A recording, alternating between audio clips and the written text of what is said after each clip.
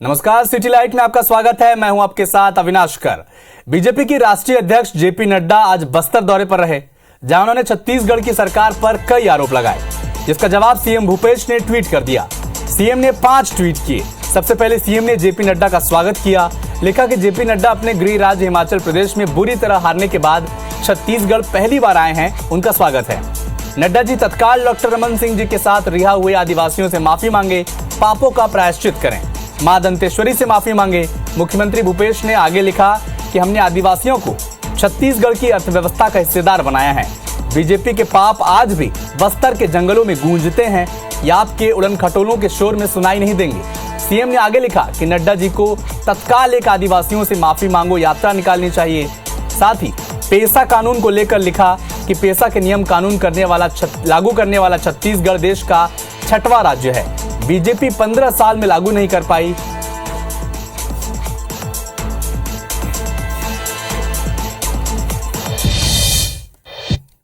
कांग्रेस का राष्ट्रीय अधिवेशन 24 फरवरी से नवा रायपुर में आयोजित है, जिसे लेकर एआईसीसी ने अधिवेशन के लिए 7 सब कमेटी घोषित कर दी है। इन सभी कमेटी में छत्तीसगढ़ के 3 नेताओं को जगह मिली है। ड्राफ्टिंग कमेटी में मंत्री TS Singhdeo, social justice and empowerment committee में मंत्री ताम्रध्वज साहू और फूलो देवी नेताम को शामिल किया गया है। ड्राफ्टिंग कमेटी के chairman Jairam Ramesh, political affairs committee chairman Veerappa Moily, economics affairs committee chairman P Chidambaram को बनाया गया है। इसी तरह इंटरनेशनल अफेयर्स कमेटी के चेयरमैन सलमान खुर्शीद को बनाया गया। खेती किसानी कमेटी के chairman Bhupendra Singh Hooda, social justice and empowerment committee Mukul Wasnik और यूथ एजुकेशन एम्प्लॉयमेंट कमेटी के चेयरमैन अमरिंदर सिंह राजा बरार को बनाया गया है।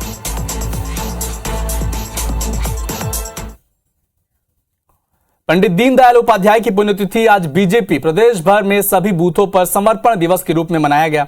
भोपाल के लालघाटी चौराहे पर पंडित दीनदयाल की प्रतिमा पर मुख्यमंत्री शिवराज सिंह चौहान और बीजेपी प्रदेश अध्यक्ष वीडी शर्मा ने श्रद्धा सुमन अर्पित किए। इसी दौरान सीएम और प्रदेश अध्यक्ष समेत सभी नेताओं ने अपनी सहयोग निधि का ऑनलाइन समर्पण किया। मुख्यमंत्री ने कार्यकर्ताओं को संबोधित करते हुए कहा कि पंडित दीनदयाल उपाध्याय के वसुधैव कुटुंबकम के भाव और उनके विचारों के अनुरूप पीएम मोदी के नेतृत्व में केंद्र सरकार और एमपी की सरकार काम कर रही है। अनेकों प्रकार की योजनाएं हमारे प्रिय प्रधानमंत्री श्रीमान नरेंद्र मोदी जी के नेतृत्व में केंद्र सरकार ने बनाई है। चाहे रोटी कपड़ा मकान पढ़ाई दवाई रोजगार का इंतजाम हो, मध्य प्रदेश में लाडली लक्ष्मी हो या अब लाडली बहना योजना आई हो, ये उसी विचार को क्रियान्वित करने का हमारा प्रयास है। पंडित दीनदयाल उपाध्याय जी ने जो विचार हम सब लोगों को दिया है, उस पर आज हम लगातार काम करने का प्रयास कर रहे हैं। अर्थ का समर्पण भी, समय का समर्पण सब लोग भारतीय जनता पार्टी के अंदर इस विचार में हम करते ही हैं, लेकिन अर्थ का समर्पण भी आज अपनी स्वेच्छा से कार्यकर्ता पूरे देश भर के अंदर करते हैं। एमपी में बीजेपी की विकास यात्रा विधानसभा चुनाव से पहले शुरू कर दी गई है, लेकिन विधानसभा चुनाव से पहले ये बीजेपी के लिए ही मुश्किल खड़ी करती नजर आ रही है। ग्वालियर जिले की भीतरवार विधानसभा में विकास यात्रा के लिए बने मंच पर एक शख्स पहुंच गया और माइक लेकर सरकार की आलोचना करने लगा। आखिर में उससे माइक छीनकर मंच से उतारना पड़ा। वहीं दूसरी तरफ सरकार की योजनाओं को गिनाने के लिए ऊर्जा मंत्री प्रद्युम्न सिंह तोमर हाथ में लाउड स्पीकर लेकर घूम रहे हैं। 2 तस्वीरें आप देख रहे हैं, जहां पर एक तरफ एक शख्स अचानक से मंच पर चढ़ा और सरकार की ही बुराई गिनाने लगा, तो दूसरी तरफ ऊर्जा मंत्री प्रद्युम्न सिंह तोमर हाथ में स्पीकर लेकर सरकार की योजनाएं बता रहे हैं।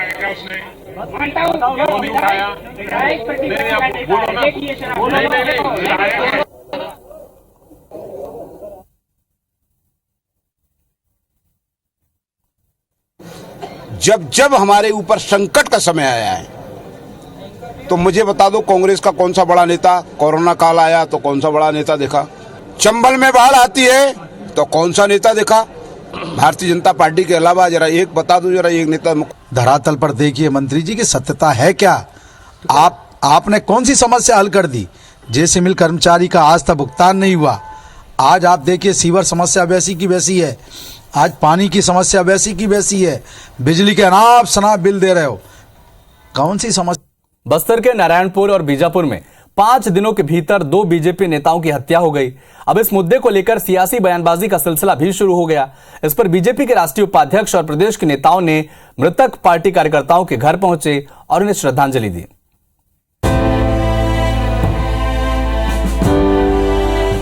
मातम और आंसुओं में डूबे इन परिजन से मिलने बस्तर दौरे पर आए बीजेपी के राष्ट्रीय अध्यक्ष जेपी नड्डा पहुंचे। उन्होंने नक्सलियों के हाथों मारे गए बीजेपी नेताओं के परिजनों से मुलाकात की। साथ ही हौसला बढ़ाते हुए ये कहा कि पूरी बीजेपी पार्टी इस दुख की घड़ी में मृतकों के परिजनों के साथ खड़ी है। 12 करोड़ की पार्टी उनके साथ खड़ी है और हम पूरी ताकत के साथ ऐसे नक्सली हमलों का एक बार नहीं अनेकों बार जवाब देंगे। पूर्व मुख्यमंत्री डॉक्टर रमन सिंह ने कहा कि इन घटनाओं के राजनीतिक कारण और राजनीतिक संदर्भ निकाले जा सकते हैं। भाजपा के प्रदेश अध्यक्ष अरुण साव और पूर्व मंत्री अजय चंद्राकर ने कहा कि चुनाव तक कई हत्याएं होंगी, लोगों को फंसाया जाएगा। तीसरी हत्या भारतीय जनता पार्टी के वरिष्ठ कार्यकर्ता की हो गई है। बीजेपी को ही टारगेट बनाया जा रहा है। इसके राजनीतिक कारण और राजनीतिक संदर्भ निकाले जा सकते हैं। सागर साहू की निर्मम हत्या की गई है। मैं उन्हें अपनी विनम्र श्रद्धांजलि अर्पित करता हूं। उनके परिवार के प्रति अपनी सहानुभूति व्यक्त करता हूं। चुनाव तक अभी कई हत्याएं होंगी और कई लोगों को फंसाए जाएंगे और एक नकारात्मक पहलू पर कांग्रेस खड़ी है और नकारात्मक बिंदु पर ही वो चुनाव लड़ेगी। भाजपा के आरोपों पर पलटवार करते हुए मुख्यमंत्री भूपेश बघेल ने कहा कि नक्सलियों का दंश कांग्रेस ने सबसे ज्यादा झेला है। साथ ही कहा कि रमन सिंह झीरम घटना को राजनीतिक नहीं मानते, अब हो रही घटनाओं को राजनीतिक बता रहे हैं। वहीं कांग्रेस के प्रदेश अध्यक्ष मोहन मरकाम ने कहा कि भूपेश सरकार शांति, सुरक्षा, विश्वास और विकास के एजेंडे पर चल रही है, इसलिए नक्सली बौखलाकर कायराना हरकत कर रहे हैं। और नक्सली दंश यदि सबसे ज्यादा यदि किसी ने झेला, किसी पार्टी ने, तो कांग्रेस पार्टी ने झेला है। और रमन सिंह जी के शासन में ही सभी हुआ जब हमारे जीरम में सारे प्रथम पंक्ति के नेता शहीद हो गए। छत्तीसगढ़ में शांति, सुरक्षा, विश्वास और विकास के एजेंडे पर चल रही है, इसलिए नक्सली बौखला गए हैं। इसलिए इस ढंग से कायराना हरकत नक्सली करते हैं। सियासी बयानबाजी के बीच मृतक भाजपा नेताओं के परिजन ने कहा है कि उनके मुखिया की मौत की निष्पक्ष जांच होनी चाहिए। जाना करते थे, उस दिन भी गए थे सर। अब हम लोग को नहीं पता था, वहाँ से लोग गए बोल के। अब हम लोग घर से बाहर निकले उतने समय हमला कर दिए। नक्सलियों के आतंक से लहूलुहान बस्तर में कांग्रेस हो चाहे भाजपा, दोनों ही पार्टियों ने अपने जनप्रतिनिधियों को खोया है। सियासी आरोप प्रत्यारोप से इतर जरूरत बस्तर में अमन कायम करने की है। Bureau report, IBC 24। अंबिकापुर में मंत्री अमरजीत भगत ने अपने दोनों बेटों की शादी के बाद आशीर्वाद समारोह का आयोजन किया। शहर की आम जनता से लेकर VVIP को भी आमंत्रित किया गया। सीएम भूपेश भी शामिल हुए।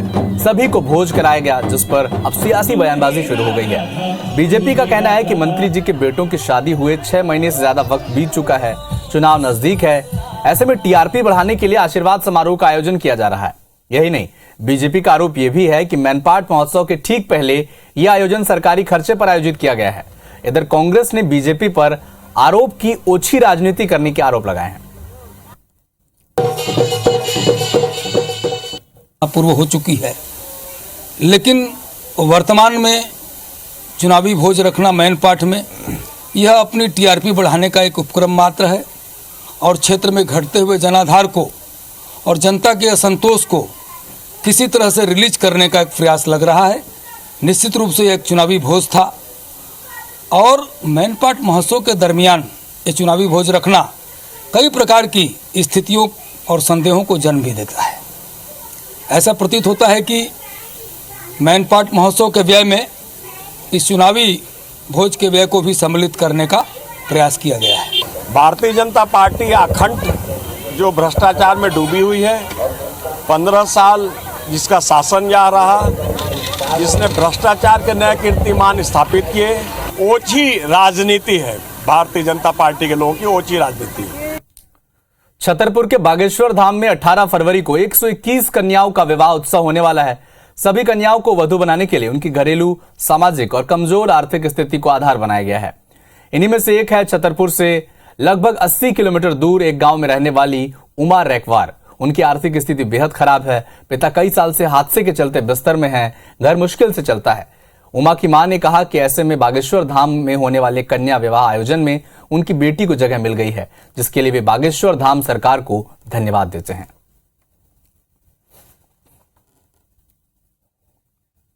विवाह या फिर अन्य तरह के आयोजन स्थल के लिए पंजीयन अब ग्वालियर नगर निगम करेगा। अभी तक ऐसी कोई स्पष्ट व्यवस्था थी नहीं।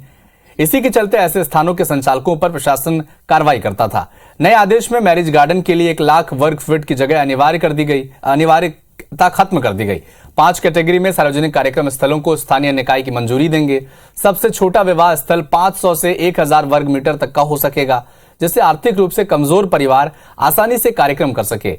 नए आदेश का असर जिले में उन 800 विवाह स्थल, धर्मशाला और होटल्स पर होगा जिनमें 50 से अधिक लोगों के लिए पारिवारिक कार्यक्रम होते हैं।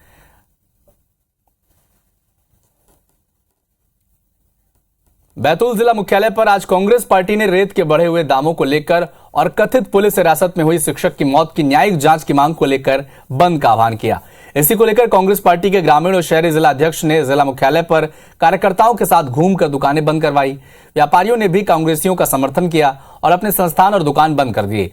इधर बंद और अप्रिय हालत से निपटने के लिए भारी संख्या में पुलिस बल को तैनात किया गया। सुरक्षा के लिहाज से जिले भर में पुलिस थानों का बल और एसएएफ को लगाया गया।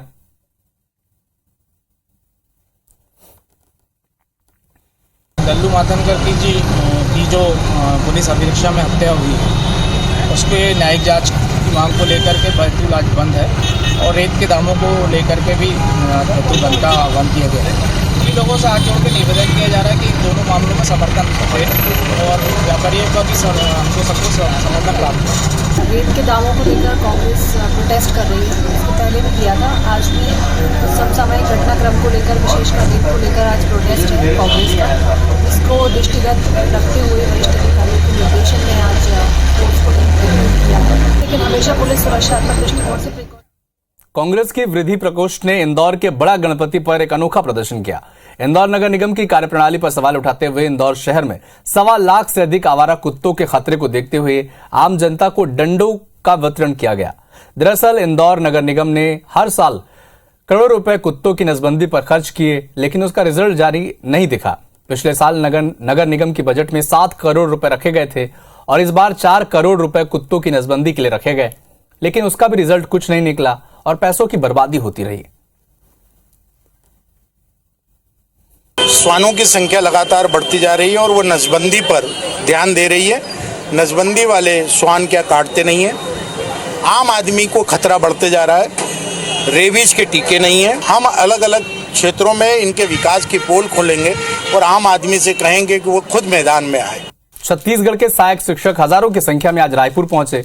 बूढ़ा तालाब स्थित धरना स्थल से हटाए जाने के बाद सभी शिक्षक नवा रायपुर धरना स्थल पर इकट्ठा हुए और वहां से मुख्यमंत्री निवास घेरने के लिए निकले। रास्ते में पुलिस ने सहायक शिक्षकों को रोक लिया और इस दौरान उनके साथ हल्की झूमा झटकी भी हुई। हमारे संवाददाता स्टार जन ने मौके का जायजा लिया और सहायक शिक्षकों से बात की। वेतन विसंगति समेत दूसरी मांगों को लेकर सहायक शिक्षक आज धरने पर हैं। बड़ा आंदोलन इन्होंने किया। देख सकते हैं कि पूरे प्रदेश से 5 संभाग से हजारों की संख्या में महिला और पुरुष जो शिक्षक हैं, सहायक शिक्षक वो है, जहाँ इकट्ठा हुए हैं और हजारों की संख्या में है। अपनी मांगों को लेकर आज ये शांतिपूर्ण आंदोलन कर रहे थे और फिर सीएम हाउस घेराव करने निकले थे, लेकिन पुलिस ने इन्हें बीच में रोक लिया। देख सकते हैं हमारे साथ कुछ सहायक शिक्षक यहाँ मौजूद, उनसे बातचीत करते हैं। लगातार आप लोग आंदोलन कर रहे हैं शांतिपूर्ण तरीके से, आज पुलिस ने रोक लिया आप लोगों को यहाँ पर। ये सरकार पूरी तरह से हमारी जो कर्मचारी हैं उसके खिलाफ हैं और इनको हम शांतिपूर्वक मार्च करने के लिए हमने अनुमति मांगा था। उसके बावजूद भी हमें यहाँ बीच में रास्ते में रोक दिया गया है और इस सरकार को हम आने वाले चुनाव में बताएंगे कि जिस तरह रमन सरकार को हमने 17 में उतार दिया था, आने वाले सरकार में भी ये सहायक शिक्षक इसको कुछ करके ही दिखाएंगे। क्या आगे रणनीति रहेगी आप लोग की? देखिए, हम लोग शांतिपूर्वक हड़ताल कर रहे थे, आंदोलन कर रहे थे और ये वेतन विसंगति की मामला को लेकर कर रहे थे, लेकिन ये सरकार की हठधर्मिता है जो हमको आगे बढ़ने नहीं देती है। हमारा एक सूत्री कार्यक्रम था सीएम हाउस का घेराव, परंतु यहाँ पर बैरिकेड से लगाकर हमारे क्या लगता है आगे सरकार से बातचीत बन पाएगी? कुछ लग रहा है कोई प्रतिनिधि आए आप लोग से बातचीत करने? अभी तक तो सरकार की तरफ से किसी प्रकार की माहौल नहीं दिख रहा है, लेकिन जब तक बातचीत नहीं होता हम लोग हड़ताल में डटे रहेंगे। देख सकते हैं यहाँ पर साफ ये सहायक शिक्षक हैं और देखेंगे इधर तरफ नज़ारा आप देखेंगे तो हजारों की संख्या में यहाँ पर लोग मौजूद हैं। और अभी जहाँ पुलिस ने इन्हें रोका, पहले कुछ देर पहले हल्की झूमा झटकी भी हुई थी और अभी वहीं पे ही सड़क पे ही जो सहायक शिक्षक है वो धरने पे बैठ गए हैं। महिलाएं अलग जद्दोजहद कर रही है। कुल मिलाकर ये है कि सहायक शिक्षक आज आंदोलन पर हैं और इनका साफ कहना है कि जब तक उनकी मांगों को लेकर ठोस निर्णय नहीं हो जाता, सरकार की तरफ से कुछ मजबूत रूप से कुछ बातचीत नहीं हो जाती है, आश्वासन नहीं मिल जाता, वो लोग इस आंदोलन से पीछे नहीं हटेंगे। आप कैमरामैन अजय गुर्जर के साथ स्टार जैन, IBC 24 रायपुर। जबलपुर के महत्वाकांक्षी नर्मदा पथ प्रोजेक्ट के लिए रेलवे ने नगर निगम से 636 करोड़ रुपए की राशि मांग ली।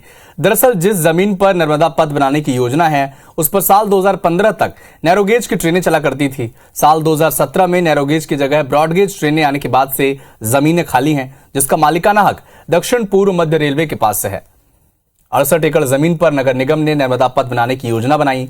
रेलवे ने 35 साल जमीन के लीज के लिए 636 करोड़ रुपए मांगे, जिसे लेकर जबलपुर महापौर जगत बहादुर सिंह अन्नू ने मामले पर मुख्यमंत्री शिवराज सिंह चौहान से दखल देने की मांग की। अन्नू ने कहा कि प्रोजेक्ट के लिए जरूरी जमीन के दस्तावेज चेक करे और ये जमीन कभी राजस्व विभाग द्वारा रेलवे को दी गई थी तो उसका मालिकाना हक लीज रेट के साथ नगर निगम को दिया जाए ताकि नर्मदा पथ का प्रोजेक्ट पूरा किया जा सके।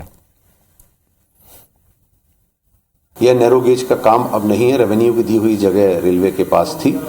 उस नैरोगेज का काम जो कि रेलवे के पास नहीं है और ये जबलपुर शहर की जनता के लिए बहुत महत्वपूर्ण सड़क है जो आने वाले समय में पूरे शहर के यातायात व्यवस्था को दुरुस्त करने में बहुत बड़ा अपना रोल निभा सकती है।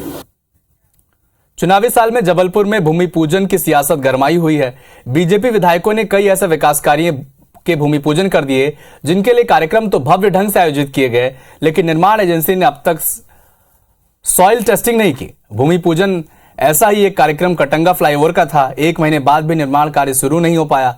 साथ ही सियासत कांग्रेस से आरोप लगाई है कि बीजेपी सरकार कमलनाथ सरकार में स्वीकृत प्रोजेक्ट्स को बदल रही है और उनका निर्माण अटकाया जा रहा है। जबलपुर महापौर का आरोप है कि बीजेपी केवल श्रेय लूटने की राजनीति कर रही है। इधर बीजेपी विधायक अशोक रोहणी ने इस पर सफाई दी। जो फ्लाईओवर है वो माननीय कमलनाथ जी की सरकार जब आई थी तब वो तय हुआ था। बजट में उसको माननीय वित्त मंत्री, तत्कालीन वित्त मंत्री तरुण मनोहर जी ने उसको बजट में भी शामिल किया था। उसी का भूमि पूजन तब से विगत 3 वर्षों से इन्होंने नहीं किया, अभी भूमि पूजन किया है। ये स्वीकृत हुआ था, मैं मानता हूँ इस बात को, उसकी कितनी आवश्यकता है ये मैं महत्व की बात है, लेकिन उसके बाद भी अगर फ्लाईओवर को हम पुलिया नहीं बनाना चाहते हैं, हमारी मांग ये है फ्लाईओवर अगर शुरू हो तो फिर वीरवानी पेट्रोल पंप से शुरू होकर विजडम वैली स्कूल के आगे तक जाए, हांडा पेट्रोल पंप तक, तब तो वो फ्लाईओवर कहलाएगा। अंबिकापुर में 17 साल से ट्रांसपोर्ट नगर का व्यवसायी इंतजार कर रहे हैं, लेकिन पता नहीं ट्रांसपोर्ट नगर कब बनेगा। फिलहाल नगर निगम को जमीन आवंटित करने के लिए सरकार ने 56 लाख रुपए मांगे हैं। वहीं नगर निगम 1 रुपए स्क्वायर फुट में जमीन की मांग कर रहा है। इस बीच बीजेपी ने नगर निगम के कार्यप्रणाली पर सवाल खड़े किए हैं। बीजेपी नेता आलोक दुबे ने कहा कि पूरे मामले पर निगम की लापरवाही सामने आ रही है। ट्रांसपोर्ट नगर न बनने से ट्रांसपोर्टर्स को दिक्कत हो रही है। सड़कों पर गाड़ी खड़ा होने की वजह से आए दिन हादसे हो रहे हैं। इधर नगर निगम सभापति ने कहा कि सरकार नगर निगम को जमीन हस्तांतरित करेगी। जल्द ही ट्रांसपोर्ट नगर का निर्माण पूरा होगा। लोगों की बहुत सारी शिकायतें हैं उनको लेकर, वो क्षेत्र में नहीं जाते और लगातार मंत्री होने के बाद तो और भी उनका जाना बिल्कुल कम हो गया है। लोगों में बहुत विरोध है उनको लेकर। उसको नगर निगम को टोकन मनी लेकर नगर निगम के हित में ट्रांसफर कर दिया जाए और उसके पश्चात हम वहां ट्रांसपोर्ट नगर का काम प्रारंभ कर देंगे।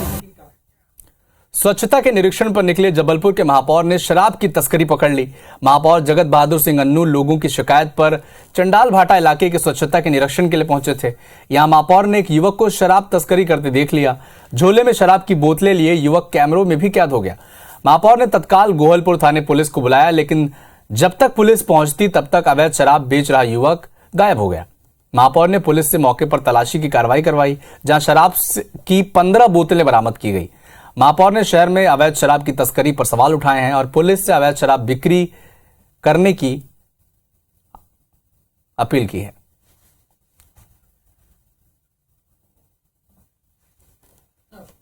पुलिस विभाग के लोगों ने निकाला तो उसमें 15 शराब की बोतलें निकली। इस तरीके से आहते जैसी हालात प्रमुख रोड पर बना के रखी हुई है। मैं पुलिस विभाग से आग्रह करता हूं एसपी महोदय से कि तत्काल इस पे कड़ी से कड़ी कार्रवाई करें। नर्मदापुरम जिला मुख्यालय से 4 किलोमीटर दूर शासकीय माध्यमिक शाला मालाखेड़ी के शिक्षक और बच्चे शराबियों से परेशान हैं। देर शाम होते स्कूल परिसर में शराबियों का जमावड़ा लग जाता है और देर रात तक स्कूल परिसर में शराब के जाम छलकने लगते हैं और स्कूल मैखाने में तब्दील हो जाते हैं। और तो और शराबी शराब की बोतल भी परिसर में छोड़ जाते हैं। दरअसल नगर पालिका ने कुछ साल पहले शासकीय माध्यमिक स्कूल मालाखेड़ी की बाउंड्री वॉल बनाने का टेंडर भी जारी किया। ठेकेदार ने बाउंड्री वॉल भी बनाई, पर ठेकेदार पेमेंट नहीं होने से उसे बाउंड्री वॉल अधूरी छोड़ दी और मुख्य द्वार का गेट नहीं लगाया। यही नहीं, शराबियों ने बाउंड्री वॉल में भी तोड़फोड़ की, जिसकी शिक्षकों ने कई बार नगर पालिका में शिकायत की, लेकिन नगर पालिका के लापरवाह इंजीनियर्स ने इस ओर ध्यान नहीं दिया। कोरोना काल के पहले ये बाउंड्री वॉल अधूरी निर्माण होकर बंद हो गई है। जैसा कि हम शिक्षकों के द्वारा एवं हमारी शाला विकास समिति के अध्यक्ष के द्वारा कलेक्टर एवं सीएमओ महोदय को ज्ञान में लाया गया, परंतु यह कार्य अभी भी अधूरा है। ये आपके माध्यम से ये बात मुझे पता चली है, अभी जानकारी में आया है। जैसा मुझे जानकारी है कि वहाँ का पहले काम शुरू हुआ है, ठेकेदार ने आधा काम कुछ कर भी चुका है। किसी कारणवश अगर संबंधित ठेकेदार काम नहीं कर पा रहा है तो उसका निराकरण हम लोग करेंगे। बिलासपुर हाईकोर्ट ने 2 IAS अफसरों के खिलाफ जमानती वारंट जारी किया। कोर्ट ने आदेश की नाफरमानी को लेकर छत्तीसगढ़ सामान्य प्रशासन विभाग और राजस्व विभाग के सचिवों के खिलाफ 25-25 हजार का जमानती वारंट जारी किया। कोर्ट ने दोनों अफसरों को 24 मार्च को होने वाली सुनवाई में मौजूद होकर कठोर निर्देश दिया था। दरअसल तहसीलदार शंकर लाल सिन्हा ने रिट याचिका दायर की थी। शंकर लाल पर विभागीय जांच चल रही थी, जिसकी वजह से उनका प्रमोशन अटका हुआ था। 2018 में विभागीय जांच में शंकर लाल सिन्हा निर्दोष पाए गए, जिसके बाद शंकर लाल ने कोर्ट में अपने साथियों के समान ही डिप्टी कलेक्टर के पद पर सीनियरिटी की मांग की। मामले पर कोर्ट ने सामान्य प्रशासन विभाग के मुख्य सचिव और राजस्व विभाग के सचिव से जवाब मांगा, लेकिन IAS अफसरों ने जवाब पेश नहीं किया। ऐसे में कोर्ट ने जमानती वारंट जारी किया है। बिलासपुर में शनिवार को देश के पहले मोहल्ला लोक अदालत का आयोजन किया गया, जहां आमजन मोहल्ले के बिजली, पानी, साफ सफाई, सुरक्षा जैसे जन उपयोगी जैसे 97 मामलों की सुनवाई हुई। अदालत के रथ को राज्य विधिक सेवा प्राधिकरण के अध्यक्ष जस्टिस गौतम भादुड़ी ने जिला न्यायालय से हरी झंडी दिखाई। मोहल्ला अदालत को लेकर प्राधिकरण ने विशेष वाहन बनवाया। वाहन के अंदर कोर्ट बना हुआ है। इसमें जज के लिए चैम्बर के अलावा अन्य सुविधाएं विकसित की गई हैं। देश का सर्वोच्च नेता भी काम कर सकता है, तो हम न्यायालय इस समस्या से कैसे दूर भाग सकते हैं। आज अगर हम कहीं ऐसा लगता है कि हमें सड़क पर आके और न्याय आपके दरवाजे पे आ सकता है किसी संक्षिप्त विषय पे, बहुत विशेष विषय पे, मैं अभी ये नहीं कहता कि बहुत बड़े रूप में एक, लेकिन ये प्रयोग है हमारा। मोहल्ला अदालत के नाम से लगाए गए हैं, ये बहुत ही खुशी की बात है। ऐसी हर नगर निगम 70 वार्ड है, हर वार्ड में ऐसी अदालत लगना चाहिए ताकि जो भी छोटी छोटी जो समस्या है वो तत्काल निराकरण हो सके। लोरमी से लगे सरगांव थाना पुलिस ने 5.5 करोड़ के फर्जीवाड़े के आरोपी चीट फंड कंपनी के डायरेक्टर को धर दबोचा। पुलिस से मिली जानकारी के मुताबिक BN गोल्ड नाम की चीट फंड कंपनी के खिलाफ निवेशकों ने धोखाधड़ी का अपराध दर्ज कराया था, जिस पर सरगांव पुलिस ने जांच करते हुए पाया कि निवेशकों का लगभग 5,53,22,723 रुपए का फर्जीवाड़ा किया है, जिस पर अपराध पंजीबद्ध कर पुलिस आरोपियों की पातासाजी कर रही थी। इस मामले में सरगांव पुलिस ने आरोपी डायरेक्टर को गिरफ्तार किया है। कटनी जिले के साउथ रेलवे स्टेशन पर पहुंची अंबिकापुर ट्रेन के RPF पुलिस ने एक फर्जी TC को अरेस्ट किया है, जिसे ट्रेन में मौजूद यात्रियों के शक होने पर पकड़कर बैठा रखा था। फर्जी TC ने बताया कि वो शेड्यूल से जनरल कोच में घुसा और ट्रेन की कोच में बैठे यात्रियों से टिकट पूछने लगा, लेकिन यात्रियों को शक हुआ। तब यात्रियों ने उल्टा उसे सख्ती से पूछताछ शुरू कर दी, जिसके बाद घबराए फर्जी TC ने पूरा सच उगल दिया। उसने अपना नाम विष्णु तोमर बताया उसने बताया कि वो मुरैना का निवासी है और ट्रेन में शहडोल से चढ़ा था। उसने ये भी बताया कि वो पेंट्री कार में काम करता है। यात्रियों के मुताबिक शक होने पर युवक को पकड़कर पूछताछ की तो पूरा माजरा सामने आया। यात्रियों ने बताया कि टिकट पूछ रहा था। अच्छा, इसको आप थाने ले जाएंगे, वो कार्रवाई करेंगे। तो क्या ये टीसी था क्या ये? नहीं, टीटी नहीं था, फर्जी टाइप का। फर्जी था मतलब। बोला मेरे साथ चलो आप जनरल में टिकट चेक करवा लेना। जो ओरिजिनल टीटी था जो आया था। हाँ, मेरे साथ अभी अंबिकापुर से आया था प्रेजेंट टाइम में। तो ऐसा क्यों बोला? तुम्हीं को बोला? इतने सारे यात्री तुम्हीं को क्यों बोला? नहीं सर, मैं पेंट्री कार मैनेजर हूँ सर। अब मैं तुमको अपनी रियल कहानी बताऊँ। हम लोग बैठे थे अपने सीट पे, ये बोले कि टिकट दिखाओ। बस टिकट देखे, ऐसे साइन किए, हो गया बस। बाकी सर, हाँ बाकी सर पकड़े, बोले कि हो गया, क्या गलती की है? तो बोला हो गया, मैं पानी वानी देने वाला हूँ। जबलपुर में ट्रैफिक पुलिस ने ऐसे 14,000 लोगों की लिस्ट तैयार की है जो ट्रैफिक रूल्स का उल्लंघन करते पकड़े गए और उन्होंने ई चालान भी नहीं जमा किए। ट्रैफिक पुलिस ऐसे लोगों के ड्राइविंग लाइसेंस रद्द करने की तैयारी है जिन्होंने 3 या इससे ज्यादा बार ट्रैफिक नियम तोड़े हैं। दरअसल ट्रैफिक व्यवस्था सुधारने के लिए स्मार्ट सिटी का ITMS यानी इंटीग्रेटेड ट्रैफिक मैनेजमेंट सिस्टम लागू किया गया है, जिसके जरिए शहर की 21 चुनिंदा जगहों पर आधुनिक कैमरे लगाए गए हैं। हजारों की संख्या में लोग हैं अभी जो इनका ITMS के थ्रू चालान जनरेट होने के बावजूद ये लोग समन शुल्क जमा नहीं कर रहे। तो ऐसे लोग जिनके यानी ट्रैफिक रूल्स का वायलेशन करने का 3 या उससे अधिक बार चालान जनरेट हुआ है और उन्होंने शुल्क जमा नहीं की है, तो ऐसे लोगों के हम लाइसेंस निरस्त करने का कार्रवाई कर रहे हैं। 2 दिन पहले भानुप्रतापपुर से कांकेर मार्ग पर भीषण सड़क हादसे में 7 मासूमों की मौत ने लोगों को अंदर तक झकझोर दिया है। भानुप्रतापपुर के चौक में आज 5 साल की मासूम बच्ची और कुछ स्कूली छात्रों ने बैनर पोस्टर के जरिए मार्मिक अपील की है। चौक में बैनर पोस्टर लगाए अपने पिता के साथ बैठी एक मासूम बच्ची पर हर किसी की नजर अटक गई। मासूम ने बैनर और पोस्टर में लिखा कि चाचा काका गाड़ी धीरे चलाओ, हमें स्कूल जाने में डर लगता है। ऐसे स्लोगन लिखे गए थे। मासूम बच्ची के साथ कुछ स्कूली छात्र भी जमा हुए और गाड़ी धीरे चलाने की अपील की। मासूम बच्ची के पिता सत्यप्रकाश बढ़ाई ने कहा कि कोलर में हादसे को देखने के बाद 2 रातों से नींद नहीं आ रही। जिन पेरेंट्स के बच्चे इस हादसे में मारे गए उन पर क्या बीत रही होगी, ये सोचकर भी रूह कांप जाती है। बलरामपुर जिले के ग्राम पंचायत आरा में लगभग पहले गागर व्यपवर्तन योजना से किसानों की जमीन जल संसाधन विभाग ने अधिग्रहित की थी, लेकिन आज तक किसानों को मुआवजा नहीं मिल सका। अफसरों और जनप्रतिनिधियों को आवेदन और शिकायत करने के बाद भी किसानों की सुनने वाला कोई नहीं। थक हारकर किसान अब कोर्ट जाने की तैयारी में है। किसानों ने बताया कि मुआवजा नहीं मिलने से वे बेहद परेशान हैं।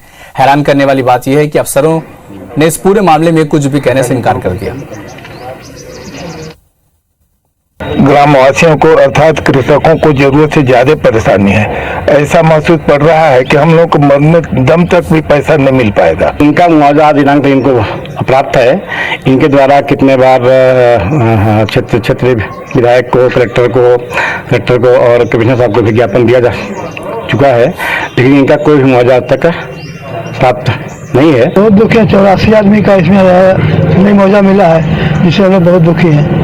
कहीं सुनाई नहीं हो रहा है। सिंगरौली में सरकारी इंतजामों की पोल खोलती तस्वीर ने आज फिर से सबको झकझोर दिया।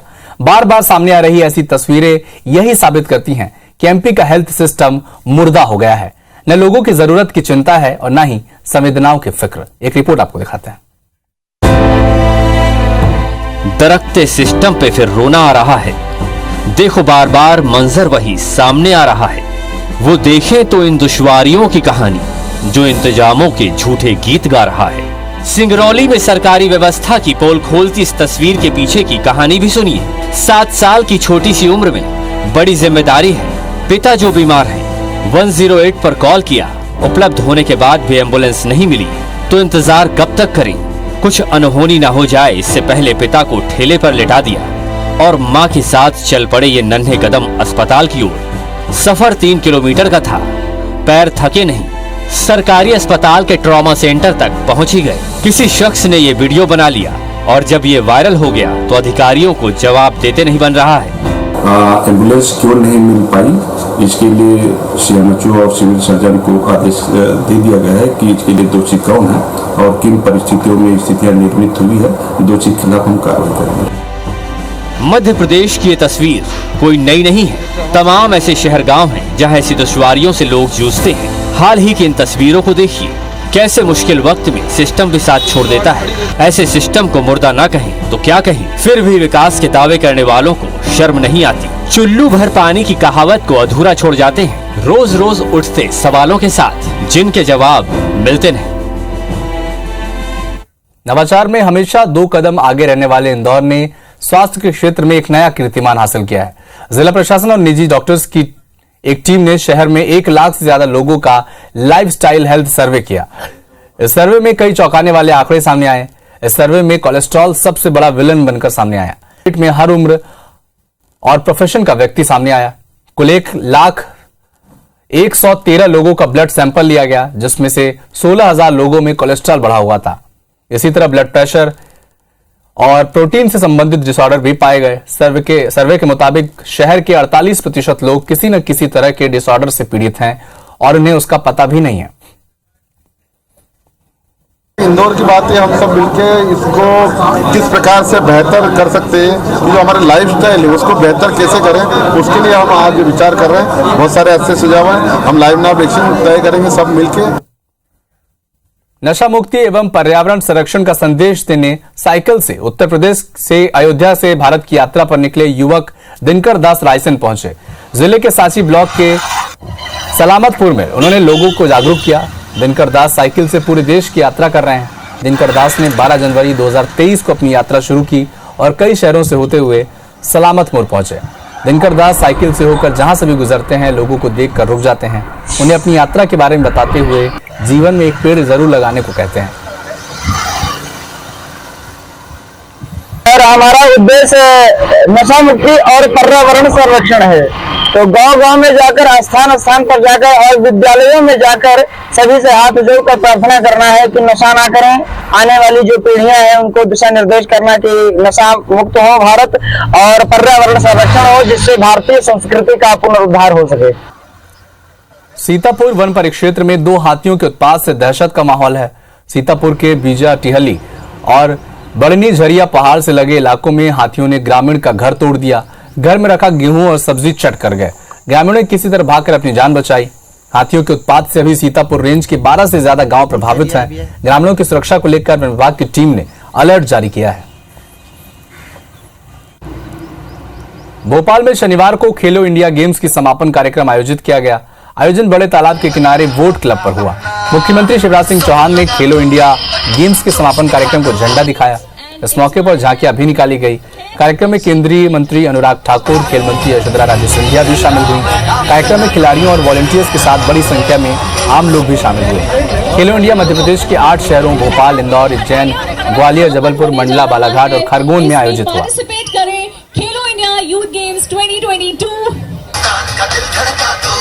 यशोधरा जी के नेतृत्व में मध्य प्रदेश ने पूरी कोशिश की कि अतिथि देवो भव की परंपरा का निर्वाह करते हुए हम देश भर से, क्योंकि सब हमारे बेटे बेटियां हैं, हम सब भारत माँ के लाल, उनको कोई तकलीफ ना हो।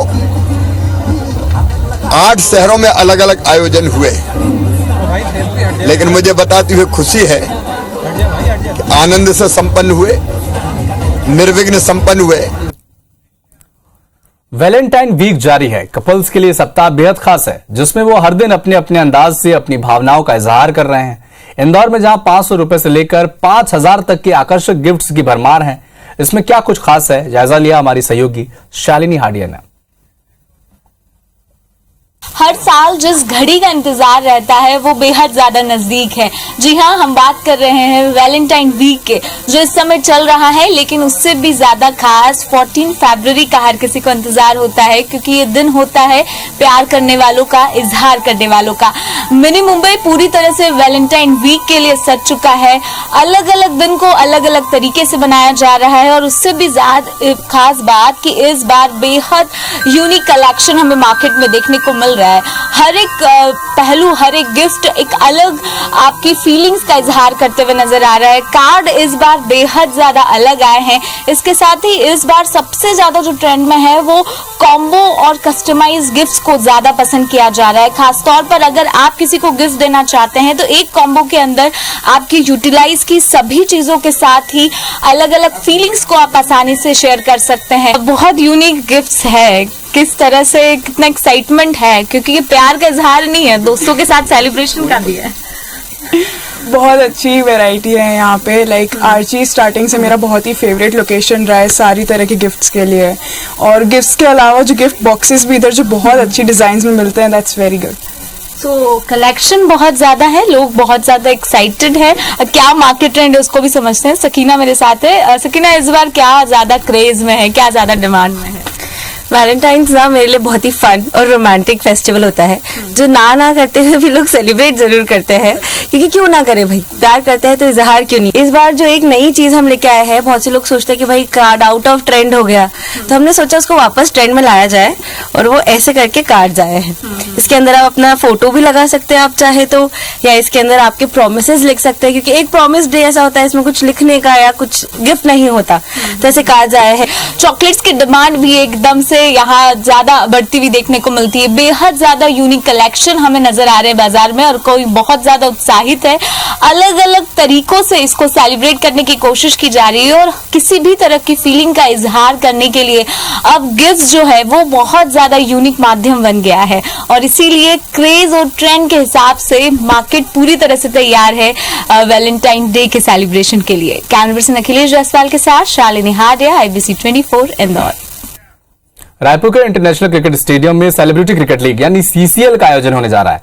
फिल्मों में अपनी कला के जरिए मनोरंजन करने वाली फिल्मी सितारे अब रायपुर के इंटरनेशनल क्रिकेट ग्राउंड में अपनी खेल प्रतिभा का प्रदर्शन करेंगे। बॉलीवुड से लेकर भोजपुरी फिल्मों के कलाकार अब क्रिकेट के मैदान में उतरेंगे और चौके छक्कों की बरसात करेंगे। जानकारी के मुताबिक CCL में कुल 8 टीमें होंगी, जिसमें हिंदी, भोजपुरी, पंजाबी, बांग्ला फिल्मों के साथ ही दक्षिण सिनेमा की 4 टीमें शामिल होंगी। रायपुर में CCL के कुल 4 लीग मुकाबले खेले जाएंगे, जिसमें 18 फरवरी को 2, 19 फरवरी को 2 मुकाबले होंगे। CCL के लिए टिकट की दर 400 रुपए से शुरू होगी, जबकि VIP टिकट 2000 रुपए से शुरू होगी। एक्टर सोनू सूद, सुनील शेट्टी, रितेश देशमुख, बॉबी देओल, मनोज तिवारी CCL में आपको दिखेंगे। 2 मैच है और 2 मैच 19 को है। प्रमुख सितारे करीब 100 के ऊपर होंगे, क्योंकि जो एक्टर होता है, जो फिल्म किया होता है, वही मैच खेल सकता है।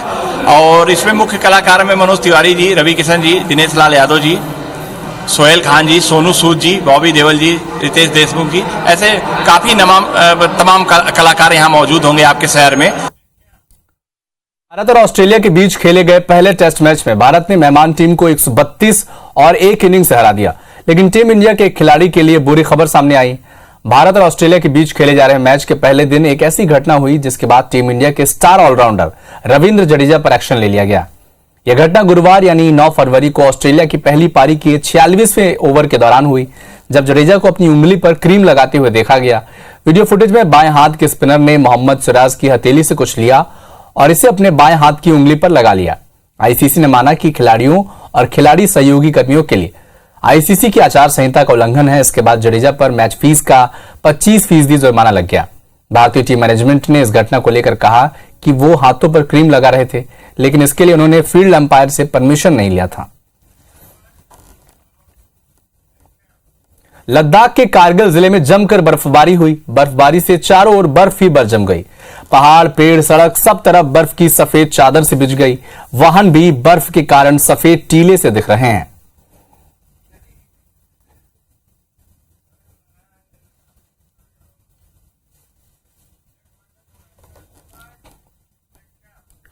फिलहाल इस बुलेटिन में इतना ही, लेकिन खबरों का सिलसिला IBC 24 पर बना रहेगा। नमस्कार।